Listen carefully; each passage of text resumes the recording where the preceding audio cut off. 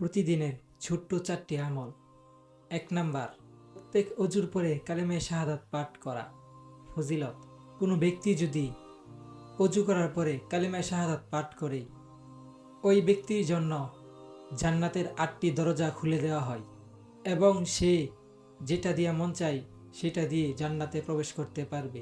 2 number আমল, প্রত্যেক ফরজ নামাজের পরে আয়াতুল কুরসি পাঠ করা। ফজিলত: যে ব্যক্তি প্রত্যেক ফরজ নামাজের পরে আয়াতুল কুরসি পাঠ করবে, মৃত্যু ছাড়া তার জান্নাতে যাওয়ার আর কোনো বাধা নেই। 3 নাম্বার আমল, প্রত্যেক ফরজ নামাজের পরে 33 বার সুবহানাল্লাহ, 33 বার আলহামদুলিল্লাহ, 34 বার আল্লাহু আকবার এবং একবার এই দোয়া পাঠ করিবে। দোয়াটি হলো, লা ইলাহা ইল্লাল্লাহু ওয়াহদাহু লা শারীকা লাহু লাহুল মুলকু ওয়া লাহুল হামদু ওয়া হুয়া আলা কুল্লি শাইইন কদির। 4 নাম্বার আমল, প্রতিদিন রাতে সূরা মুলক তেলাওয়াত করা।